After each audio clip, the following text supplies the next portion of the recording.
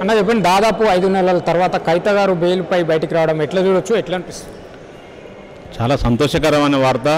భారతదేశంలో అత్యున్నత న్యాయస్థానం సుప్రీంకోర్టు ఈరోజు బెయిల్ మంజూరు చేయడం చాలా సంతోషకరమైన విషయం. ఫస్ట్ నుంచి చెప్తూనే ఉన్నాం మేము, ఆ లిక్కర్ స్కామ్లో కవిత గారికి సంబంధం లేదని కవిత గారు చెప్పడం జరిగింది, మేము చెప్పడం జరిగింది. ఓన్లీ రాజకీయ కక్ష సాధింపుతోటి బీజేపీ పార్టీ కాంగ్రెస్ పార్టీ కలిసి ఆడిన నాటకంలో కొంతమందిని లిక్కర్ స్కామ్లో అరెస్ట్ అయిన వాళ్ళని, కొంతమంది జైల్లో ఉన్న వాళ్ళని అప్రూవల్ చేయించి కవిత గారి పేరుని ఇంక్లూడ్ చేయడం జరిగింది. దాని ద్వారా ఆమెను అరెస్ట్ చేసి దాదాపు 163 రోజులు జైల్లో పెట్టేసి ఆమె ఆరోగ్యం బాగలేకపోయినా చాలా సందర్భంలో 163 రోజుల నుంచి న్యాయపోరాటం చేసినా బెయిల్ దొరకలేదు. ఇప్పుడు బెయిల్ రావడం జరిగింది. మేము ఎక్కడ కూడా ఎవరితో లాలించపడలేదు. బీజేపీ బీఆర్ఎస్ వెళ్ళినాం కాదు, కాంగ్రెస్ వెళ్ళినాం కాదు, మాకు సంబంధం లేదు. ఒకటి ఉద్యమ పార్టీ, తెలంగాణ తెచ్చిన పార్టీ, ఉద్యమ నాయకుడు కేసీఆర్ గారు, తొలి ముఖ్యమంత్రి కేసీఆర్ గారు, ఆయన స్థానం తెలంగాణలో పదిలంగా ఉంటుంది. ఆయన గౌరవం ఎవరికి తగ్గించలేదు. రేవంత్ రెడ్డి గారు తల కిందికి చేసి కాళ్ళు పైకి చేసినా, లేకపోతే బండి సంజయ్ తల కిందికి పాలు చేసినా కూడా ఏమి చేసేది లేదు. ఖచ్చితంగా బీఆర్ఎస్ పార్టీ ఎవరితో పొత్తుండదు, ఎవరితో లాలుచిపడదు. కవిత గారి బెయిల్ మంజూరయ్యేది బయటకు వచ్చే ముందే ఊహించినాం. బీజేపీ బీఆర్ఎస్ చీకటి ఒప్పందం కుదిరింది, అందుకే బెయిల్ రావడంతో వీళ్ళు ఇప్పుడు బీఆర్ఎస్ పార్టీ బీజేపీలో విలీనం చేసే ప్రసక్తి ఉందని నేను అదే చెప్తున్నాను. అంటే ఈ లిక్కర్ స్కామ్లో ఎంతమంది అరెస్ట్ అయ్యారు, ఎంతమంది బెయిల్ వచ్చింది, ఎంతమంది జైల్లో ఉన్నారు ఒక్కసారి చూసుకోవాల్సిన బాధ్యత ఉంది. ఎప్పుడైనా సరే ఎవరికి కంపల్సరీ ఎక్కడో కూడా న్యాయం, బెయిల్ అనేది మన హక్కు. బెయిల్ కొరకు మనం తప్పు చేయలేదు కాబట్టి బెయిల్ కొరకు కొట్లాడినాం. దాదాపు గంటన్నర పాటు వాదోపవాదాలు ఉన్న తర్వాత న్యాయమూర్తులు దీంట్లో నిరాధారణ ఆరోపణలు ఉన్నాయి, ఓన్లీ ఎక్కడ ఆధారాలు లేవు, ఛార్జ్షీట్ ఫైల్ చేసినా కూడా ఇంతవరకు ఎలాంటి ఆధారం చూపించలేకపోయింది, ₹1 పట్టుకోలేకపోయిందని చెప్పేసి బెయిల్ వేయడం జరిగింది. దాన్ని కూడా రాజకీయ రంగు పులిమేసి బీజేపీ బీఆర్ఎస్ కుమ్ముకైందని చెప్పడానికి సిగ్గు ఉండాలి. ఒక న్యాయమూర్తుల దేశంలో అత్యున్నత న్యాయస్థానం న్యాయమూర్తులు ఇచ్చిన తీర్పుని కూడా గౌరవించని మూర్ఖులు కాంగ్రెస్ పార్టీ నాయకులు. ఈరోజు న్యాయమూర్తులు ఇచ్చిన తీర్పును కూడా న్యాయమూర్తులు ఇచ్చిన తీర్పును కూడా అగౌరవపరిచే విధంగా మాట్లాడితే కోర్టుకు కంటెంప్ట్ అవుతుంది. దాన్ని మళ్ళీ ఇల్లు పోయి ఊసలు లెక్క పెట్టవలసి వస్తుంది. ఒళ్ళు జాగ్రత్త దగ్గర పెట్టుకుని మాట్లాడాల్సిన బాధ్యత ఉంది. ఎప్పుడైతే సిసోడియా లాంటి వారికి కూడా నెంబర్ 1, నెంబర్ 2 అలాంటి వారికి బెయిల్ వచ్చింది. ఇప్పుడు కవిత గారికి ఎందుకు రావద్దు చెప్పాల్సి నాకు అర్థం. ప్రతి ఒక్కరికి ఎంత పెద్ద నేరం చేసినా చేయకపోయినా కొంతమంది నిరాధరణ ఆరోపణలు చేసి ఆరోపణలతో జైలుకు పోయినా కూడా ఖచ్చితంగా బెయిల్ వస్తుంది, బెయిల్ రావాల్సిందే కదా. ఢిల్లీ చుట్టూ తిరుగుతూ బీజేపీ వాళ్ళ కాలాయాల మొక్కినందుకే ఈరోజు బెయిల్ నుంచి కవిత బయటకు వచ్చిందని చెప్పి. తిహార్ జైలు ఎక్కడుందండి? న్యాయమూర్తులు ఎక్కడ ఉండండి?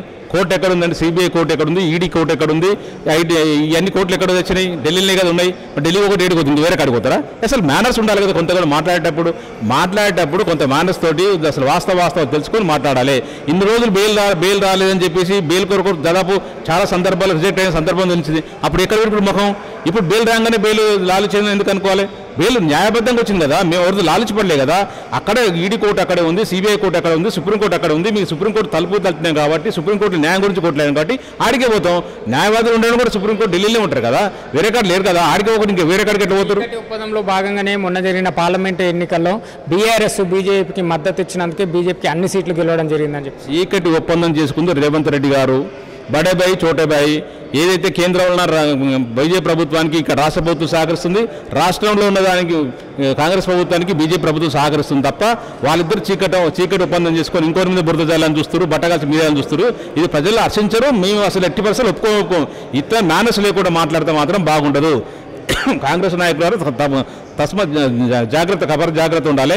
మాట్లాడేటప్పుడు వాస్తవాలు తెలుసుకొని మాట్లాడాలి. ఒక బండి సంజయ్ పిచ్చోడు అంటాడు, అసలు కాంగ్రెస్లో విలీనం అవుతుంది బీఆర్ఎస్ పార్టీ అంటాడు. ఒకరికి పీసీసీ ప్రెసిడెంట్ వస్తుంది అంటాడు. ఈ కాంగ్రెస్లో ఏమంటాడు బీజేపీలో విలీనం అవుతుంది, ఒకరికి గవర్నర్ వస్తుందంటారు, ఒకరు సెంట్రల్ మినిస్టర్ వస్తుందంటారు, ఒకరికేమో ప్రతిపక్ష హోదా వస్తుంటారు. ఎవరిని కాడిస్తాను సరే మాట్లాడుతారు. అసలు మీరు ఎందుకు గెలిచారు? సెంట్రల్లో బీజేపీ ఎందుకు గెలిచింది? స్టేట్లో కాంగ్రెస్ ఎందుకు గెలిచింది? ఎన్ని హామీలు ఇచ్చారు? ఎన్ని ప్రజలకు న్యాయం చేస్తారు? ఎన్ని ప్రజలు ఇంప్లిమెంట్ చేస్తారు? ఆ హామీలు అవుతున్నాయా కాలేదు? ఐటమే సోయి మర్చిపోయారు. ఓన్లీ ఎంతసేపు ప్రతిపక్షంగా ఉన్న బీఆర్ఎస్ పార్టీని ఎదుర్కోలేక ఇవన్నీ పనికిమాల వాదనలు వినిపించుకుంటూ టైంపాస్ మాటలు మాట్లాడుతూ టైం చేస్తారు తప్ప లేదు. మీకు ఒక బీఆర్ఎస్ పార్టీ ప్రధాన ప్రతిపక్షం ఇక్కడ మిమ్మల్ని మీ బీఆర్ఎస్ పార్టీ ఎదుర్కోలేకనే అబద్ధాలు చెప్పేసి 2,00,000 రూపాయలు పింఛన్ 4,000 రూపాయలు పింఛన్ ఇస్తానని చెప్పేసి దాదాపు కళ్యాణ లక్ష్మి తులం బంగారం ఇస్తానని చెప్పేసి రుణమాఫీ 2 లక్షలు రుణమాఫీ చేస్తానని చెప్పి అనేక హామీలు ఇచ్చేసి అధికారంలోకి వచ్చారు. ఇప్పుడు అది చేయలేక ఎల్లెంకలు పడుకొని ఏదో బీఆర్ఎస్ పార్టీ మీద తప్పుడు ఆరోపణలు చేస్తూ బీఆర్ఎస్ మీద టైం పాస్ చేస్తూ లేదా కేసీఆర్ గారిని తిట్టిపోసడం లేదా బీఆర్ఎస్ పార్టీ తిట్టిపోవడం కేసీఆర్ ఫ్యామిలీని తిట్టిపోవడం పరిపాటి అయిపోయింది. ఇది అసలు ఇది చెప్తే కదా ఒక్కొక్కసారి చూస్తుంటే రాజకీయాలు అంటే అసహ్యం వచ్చే పరిస్థితి వస్తుంది వీళ్ళకి. అసలు మీరు ఇచ్చిన హామీలు ఏంది, మీరు చేస్తున్న పరిపాలన ఏంది, మీరు ఎందుకు ఆ హామీలు ఎందుకు నెరవేర్చలేదు, మీరు అది గుర్తుపెట్టుకోవాలి. అవి పక్కన పెట్టేసి ఎంతసేపు అధికారులు ఉన్నప్పుడు అది ఏడుపు, ఇప్పుడు ప్రతిపక్షంలో అది ఏడుపు. ఇదైతే కరెక్ట్ గానే కాదు. రాజకీయాన్ని ఎదుర్కోవాలి తప్పి ఈ కక్షపూరిత రాజకీయాలు కరెక్ట్ గానే కాదు. రాష్ట్ర వ్యాప్తంగా చర్చ నడుస్తున్న విషయం ఎన్కన్వేషన్ అంటే ప్రభుత్వ భూములు కానీ చెరువుల కబ్జాలు కానీ ఇప్పుడు 10 ఏళ్లలో బీఆర్ఎస్ చేయింది, 8 ఏళ్లలో కాంగ్రెస్ పార్టీ ఎన్కన్వేషన్ కూల్చివేత చేసి ఉంచిందని చెప్పి కాంగ్రెస్ పార్టీ వాళ్ళు మాట్లాడుతున్నారు. కాంగ్రెస్ పార్టీలకు సోయి కూడా మాట్లాడుతున్నారు. అసలు కాంగ్రెస్ పార్టీ హయాంలోనే ఎన్కన్వెన్షన్ కట్టడం జరిగింది. అప్పుడు బుద్ధి లేని నాయకులు ఇప్పుడు మాట్లాడుతున్నారు. ఎన్కన్వెన్షన్ అనేది చాలా సందర్భంలో కోర్టు పరిధిలో ఉంది, కోర్టులో విచారణ జరుగుతుందని చెప్పేసి అక్కడ అధినేత నాగార్జున గారు చెప్పడం జరుగుతుంది. ఇప్పుడు ఆ ఎన్కన్వెన్షన్ కొట్టేసి పెద్దదో సామ్రాజ్యం చేసేసినామని చెప్పేసి తెలంగాణ ప్రజలకు ఏదో ఒరగబెట్టినని చెప్పేసి పెద్ద గొప్పలు చెప్తారు కదా. ఇదంతా డైవర్స్ పాలిటిక్స్.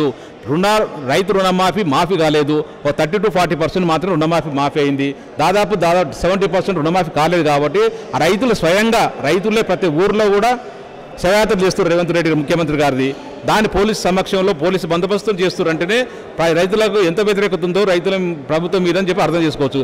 దాన్ని డైవర్స్ చేయాలని చెప్పి డైవర్స్ పాలసీ పెట్టేసి డైవర్స్ తోటి ఈరోజు పాలన ప్రజలను పక్కదో పట్టిన ప్రయత్నం చేస్తున్నారు. దాంట్లో భాగమే హైడ్రామాకు ప్రయత్నిస్తారు.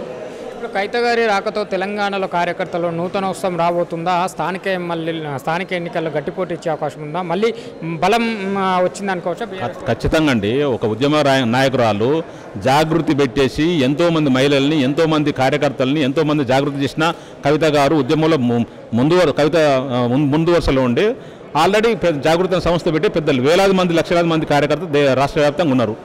ఇప్పుడు వాళ్ళందరూ కూడా ఏకీకృతం అవుతారు. మేము బీఆర్ఎస్ పార్టీ కార్యకర్తలు అందరం కలిపితే ఖచ్చితంగా పార్టీ బలోపేతం అవుతుంది. రాబోయే ఎలక్షన్లలో స్థానిక ఎలక్షన్లో ఖచ్చితంగా పార్టీకి ప్లస్ అవుతుంది. రాబోయే ఎలక్షన్లో స్థానిక ఎలక్షన్లో మేము దాదాపు 75-80% మేమే గెలుస్తాం. మాకు నమ్మకం ఉంది. ఆల్రెడీ కాంగ్రెస్ పార్టీ ఫెయిల్ అయింది.